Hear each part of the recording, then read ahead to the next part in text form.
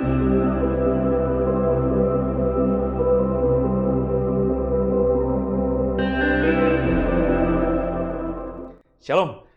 senang bertemu lagi dalam program ini. Dan sebelum kita renungan firman Tuhan dalam beberapa menit ke depan, kita tundukkan kepala dulu, kita doa sama Tuhan. Bapa yang baik, terima kasih buat hari ini, buat waktu kami bisa ketemu kembali bersama dalam program ini. Dan biarlah semua yang mengikuti program ini, Tuhan berkati semakin hari semakin bisa menjalani hidup yang menyenangkan Tuhan. Bicara kepada kami dan tolong kami Roh Kudus. Haleluya. Amin. Kasih Tuhan, biji mata Tuhan. Kita akan bicara soal topik yang sebenarnya ada di Alkitab, tapi jarang orang Kristen kerjakan. Karena banyak alasan, mungkin karena pengajaran, mungkin karena salah pemahaman, dan lain sebagainya. Sehingga perintah Tuhan ini, atau kebiasaan yang bagus yang diajarkan oleh Alkitab, tidak dikerjakan oleh orang Kristen di akhir zaman ini. Yuk, mari sama-sama kita buka Markus pasal yang kedua. Kita akan baca ayat 18. Sampai dengan ayat yang ke-20. Markus 2 ayat 18 sampai 20, demikian firman Tuhan. Pada suatu kali ketika murid-murid Yohanes dan orang-orang Farisi sedang berpuasa, datanglah orang-orang dan mengatakan kepada Yesus, "Mengapa murid-murid Yohanes dan murid-murid orang Farisi berpuasa, tetapi murid-muridmu tidak?" Jawab Yesus kepada mereka, "Dapatkah sahabat-sahabat mempelai laki-laki berpuasa sedang mempelai itu bersama mereka? Selama mempelai itu bersama mereka, mereka tidak dapat berpuasa. Tapi waktunya akan datang. Mempelai itu diambil dari mereka dan pada waktu itulah mereka akan berpuasa." Kekasih Tuhan, banyak kesalahan paham soal puasa. Ada yang mengatakan orang Kristen itu nggak perlu berpuasa. Buktinya murid-murid tidak pernah berpuasa. Ada ayat yang dibaca tadi yang membuktikan hal itu. Memang benar, saudara. Kalau kita membaca kitab Injil, ketika mereka, murid-murid ini mengikuti Yesus selama 3,5 tahun, sebelum Yesus akhirnya mati dan naik ke surga, tidak ada indikasi murid-murid dan Yesus berpuasa untuk topik tertentu. Yang ada, Yesus berpuasa 40 hari 40 malam sebelum memulai pelayanannya. Tapi habis pelayanan bersama murid-murid ketika dia memilih 12 rasul, tidak ada indikasi di Alkitab kita menemukan Yesus dan murid-muridnya berpuasa. Jadi seolah-olah akhirnya banyak orang Kristen memahami puasa itu Yesus yang mengerjakan, dan ketika dia mati telah di atas kayu salib tetelestai sudah selesai, maka tuntutan-tuntutan untuk berpuasa itu tidak lagi harus dikerjakan oleh orang-orang percaya. Saudara biji mata Tuhan, kalau kita membaca ayat tadi dengan lengkap, Yesus bukan berkata, "Murid-muridku memang tidak boleh berpuasa atau kularang berpuasa." Ketika ditanya, "Loh, kok murid-murid orang Farisi dan juga murid-murid Yohanes berpuasa, sedang murid-muridmu tidak?" Yesus tidak menjawab, "Oh iya, memang kularang." Tidak. Yesus nggak berkata, "Pengikutku memang nggak boleh berpuasa." Tidak. Yesus berkata, masakan ada sahabat-sahabat mempelai laki-laki berpuasa ketika mempelai itu lagi bersama-sama mereka. Kalau begitu kan nggak bagus dong. Tapi nanti ada waktunya sahabat-sahabat mempelai laki-laki itu akan berpuasa ketika mempelai diambil dari mereka. Jadi saudara, Yesus ingin mengatakan kepada kita dengan sederhana. Murid-muridnya zaman Yesus hidup memang tidak berpuasa. Tapi ketika Yesus sudah diambil, sudah naik ke surga, tidak lagi di dunia, ada waktunya nanti semua murid akan berpuasa. Jadi berpuasa sebenarnya tidak dilarang. Berpuasa sebenarnya kalau kita lihat konteks bahkan perjanjian baru, itu dilakukan oleh semua orang-orang yang menghidupi perjanjian lama. Ya. Nah saudara biji mata Tuhan, berpuasa adalah sesuatu yang memang sudah menjadi budaya bagi orang Yahudi saat itu. Banyak orang salah memahami soal puasa. Di luar sana dianggap Kristen itu nggak kenal puasa. Benar kan saudara ya? Sehingga bagi orang saudara kita sepupu, ya berpuasa itu ya milik mereka di bulan puasa itu. Orang Kristen mana ada berpuasa? Dan sisi lain, orang Kristen juga tidak menganggap puasa itu penting. Sehingga akhirnya ada banyak, saya berani ngomong begini, lebih banyak orang Kristen yang sepanjang hidupnya tidak pernah berpuasa daripada orang Kristen yang pernah atau bahkan sering berpuasa. Ya, saya tahu benar beberapa gereja tidak pernah menekankan puasa ini. Nah, saudara kekasih Tuhan biji mata Tuhan, kapan itu kita harus berpuasa? Ya, jadi konteks berpuasa itu bagaimana? Di zaman hari-hari ini, di Oktober 2020, bagaimana kita orang Kristen merespon soal puasa? Apakah kita harus berpuasa? Apakah kita penting memiliki kehidupan berpuasa? Kalau saudara tanyakan itu kepada saya, maka dengan lantang saya berkata, ya, Harus, saudara. Kita harus berpuasa. Ada banyak argumentasi yang saya bisa berikan, tapi karena waktu, saya hanya sampaikan beberapa saja. Yang pertama, saudara, diajarkan bahkan oleh orang di luar sana yang punya kebiasaan berpuasa. Berpuasa itu bertujuan pertama untuk mematikan daging, mematikan keduniawian. Dengan berpuasa kita bisa menahan diri, menahan dahaga, menahan lapar, menahan emosi, menahan nafsu, dan lain sebagainya. Saudara, itu penting berpuasa. Seperti Tuhan menciptakan dunia ini 6 hari, hari ke-7 Tuhan beristirahat, juga kita penting berpuasa. Sehari-hari kita makan, kita minum, mungkin kita makan berkelebihan, minum berkelebihan, nafsu kita tidak kita kendalikan. Penting waktunya ada hari-hari tertentu kita menanggalkan semua itu, supaya apa? Hidupmu, tubuhmu menjadi balance, saudara. Jadi, orang Jawa itu ada puasa Senin Kemis, saudara. Ya. Kalau bagi saya nggak peduli alasannya apa. Mungkin mereka punya alasan yang berkaitan dengan okultisme, saya nggak tahu, saudara. Tapi bagi saya, bagus juga dicontoh. Supaya apa? Dari 7 hari, ya, ada 2 hari kita beristirahat. Ya. Dari apa? Dari semua nafsu yang kita lakukan di hari-hari yang sebelumnya. Jadi, berpuasa itu penting untuk kita bisa mengendalikan diri, mematikan daging, saudara. Bahkan kalau kita dalam dunia medis, orang kalau mau dioperasi itu harus berpuasa dulu.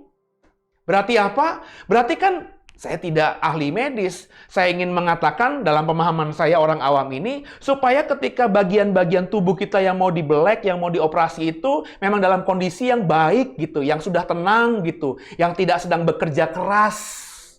Karena kalau kita habis makan hari ini, sejam berikutnya kita dioperasi, mungkin usus kita lagi masih mengunyah atau memproses makanan yang kita sedang makan atau kita makan beberapa jam yang lalu. Sehingga akhirnya ketika dioperasi tidak dalam posisi tenang. Saya nggak tahu alasannya apakah benar apa tidak, tapi dalam pemahaman saya orang awam seperti itu. Jadi ayo saudara berpuasa.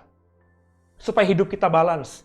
Supaya hidup kita tidak fokus pada kedagingan, pada hal yang bersifat duniawi, tapi kita juga bisa benar-benar mematikan daging dan mematikan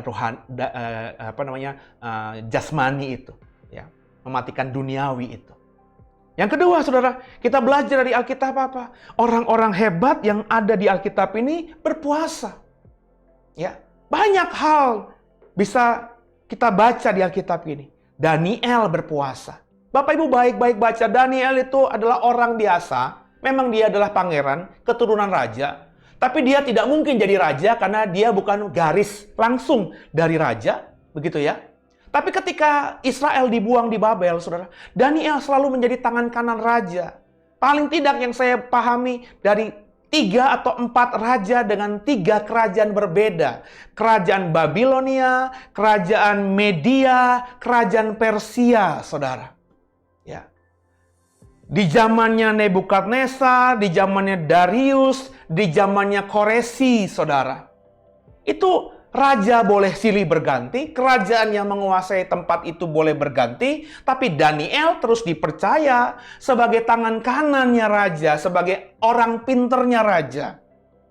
Orang boleh mengatakan Daniel emang pinter sejak awalnya. Oh iya, dia memang orang yang diurapi Tuhan. Tapi perhatikan, kenapa Tuhan mengurapi orang begini? Karena Daniel, kalau kita membaca kisahnya, dia punya kehidupan beribadah kepada Tuhan dengan baik. Salah satunya, dia sering berpuasa. Sering mematikan dagingnya. Sering mematikan duniawinya. Sehingga dia lebih fokus pada rohaninya. Dia lebih fokus kepada Tuhannya yang adalah roh itu. Jadi saudara, kita belajar dari Daniel. Kita belajar juga dari Musa. Kita belajar dari Tuhan Yesus kita sendiri. Bahkan kalau kita mempelajari di kitab Perjanjian Lama, dengan berpuasa, bukan saja dicontohkan oleh orang-orang hebat, tapi dengan berpuasa juga bisa menghasilkan sesuatu yang bisa menyelamatkan. Kalau kita pernah mendengar ada orang berkata, puasa Esther dong. Ya, puasa Esther itu maksudnya di zamannya Esther, Esther memerintahkan Mordekai, pamannya, kepada seluruh orang Israel untuk berpuasa 3 hari. Mendukung Esther supaya ketika mereka berpuasa, Esther penuh kemuliaan, bisa menghadap raja gitu. Kemudian apa yang disampaikannya kepada raja, diterima raja, sehingga Israel diselamatkan. Israel hampir dipunahkan, saudara, oleh Haman hari-hari itu. Semua orang Israel pengen dibunuh oleh Haman yang benci kepada orang Yahudi, orang Israel. Tapi karena Esther dapat anugerah bisa jadi permaisurinya raja. Dan dia sebagai orang Yahudi berkepentingan menyelamatkan bangsanya. Dia minta, aku siapkan nyawaku, rela mati. Tapi kalian, bangsaku, tolong dukung aku doa, berpuasa selama 3 hari. Dan karena semua Israel sepakat berdoa berpuasa, maka Esra bukan saja selamat, tapi yang disarankannya kepada raja, diikuti raja, sehingga Israel akhirnya dipulihkan Tuhan luar biasa. Haman mati karena doa puasa yang dilakukan oleh orang-orang Israel. Kalau kau mau mendapatkan mujizat hari-hari ini, belajarlah berpuasa. Kalau kau ingin jadi orang hebat hari-hari ini, belajarlah berpuasa. Sebab dengan berpuasa yang kita pelajari di poin 2 tadi, kita akan menjadi orang-orangnya Tuhan. Orang-orang yang apapun yang kita ucapkan akan terjadi. Orang-orang yang akan membuat apapun yang kita kerjakan diberkati. Berhasil. Kenapa? Karena Tuhan dekat dengan kita. Dan yang ketiga, yang terakhir yang kita pelajari kenapa kita harus berpuasa. Karena bukan saja Tuhan berkata, ada waktunya nanti. Ya, kita akan berpuasa ketika mempelai pria diambil. Yesus sudah diambil 2000 tahun yang lalu. Mestinya gereja Tuhan, sejak Tuhan naik ke surga, itu mulai kehidupan berpuasa. Berpuasa kenapa? Karena Tuhan sudah mengatakan, ada waktunya nanti sahabat-sahabat mempelai pria akan mulai berpuasa. Sama seperti kalian murid-murid orang Farisi. Sama seperti kalian murid-murid Yohanes. Berpuasa. Kenapa? Karena aku mempelai pria diambil di antara kalian. Nah, ketika Tuhan sudah naik ke surga, mestinya kita gereja mulai berpuasa. Karena itu yang memang Tuhan katakan. Terlebih kalau kita membaca kitab Injil, Tuhan mengatakan, musuh kita itu bukannya darah dan daging. Musuh kita itu roh-roh jahat yang ada di udara. Roh-roh jahat ini bergentayangan. Alkitab katakan dalam surat Petrus, dia mengaum-ngaum, ingin menerkam kita, menerkam orang-orang percaya. Dan Alkitab juga katakan, Yesus juga katakan, untuk bisa mengalahkan roh jahat ini, ada terapi-terapi yang harus kita lakukan. Tidak semua roh jahat diusir dalam nama Yesus bisa keluar. Kalau roh jahatnya level yang paling kere, yang paling rendah pangkatnya, kita usir dalam nama Yesus, mereka bisa takut dan keluar. Tapi ada roh-roh jahat yang tingkat tinggi, yang pangkatnya tinggi, yang tidak bisa diusir begitu saja dengan nama Tuhan Yesus. Ini sudah disaksikan oleh murid-murid ketika diutus dua-dua untuk ke desa-desa melayani. Murid-murid datang, Guru, kok kami nggak bisa ngusir setan ya? Banyak setan yang kami usir dalam namamu tapi tidak keluar. Setannya malah menggagahi kami, bahkan setannya itu menggoda kami.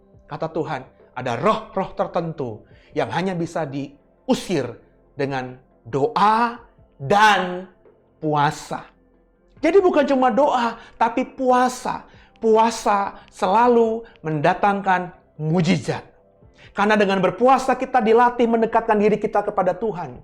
Dengan berpuasa kita dilatih untuk menanggalkan hal-hal yang najis, yang tidak berkenan kepada sorga. Yang di dunia ini semuanya tidak berkenan kepada Tuhan. Kenapa? Dunia ini jahat.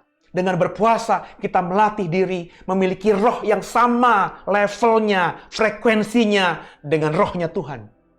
Sehingga akhirnya apa? Sehingga ketika kita melayani Tuhan, kita punya kuasa yang dahsyat. Hari-hari ini, kita masuk di zaman yang semakin sulit. COVID-19 mungkin beberapa bulan ke depan, setahun paling tidak akan selesai. Tapi apakah akan selesai masalah di dunia ini? Tidak.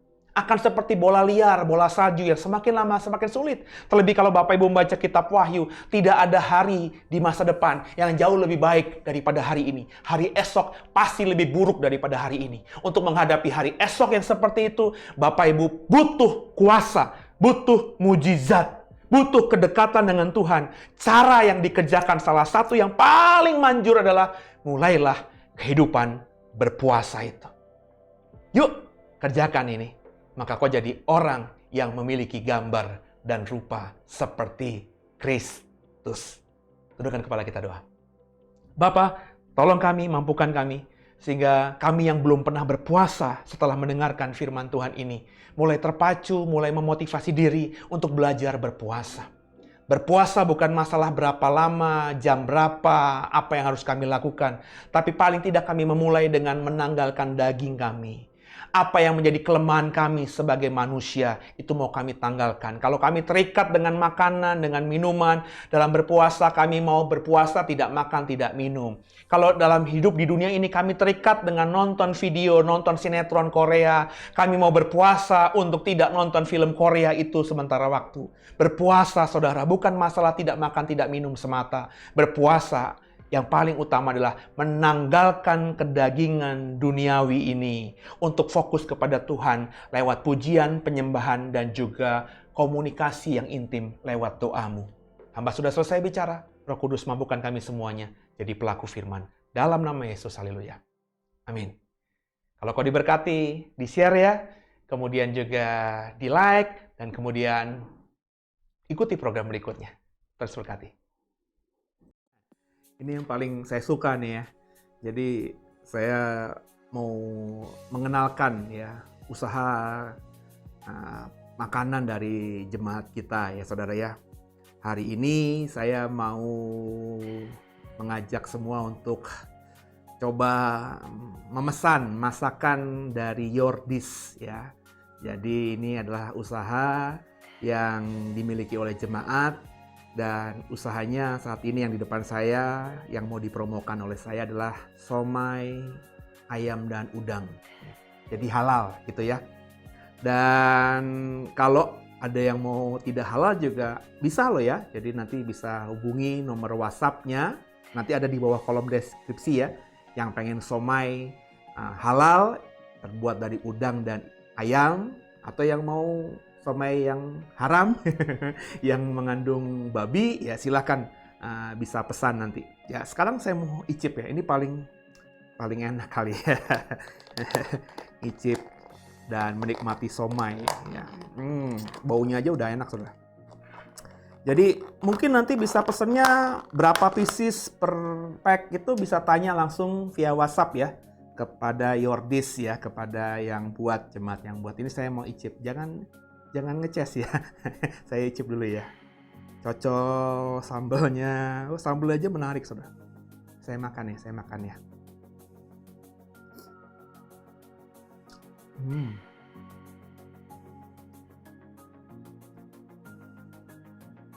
Udangnya banyak, saudara. Rasa banget. Jadi lembut, enak, wangi, ayamnya dapet, udangnya juga dapat. Saya makan lagi ya. Saya makan dulu ya.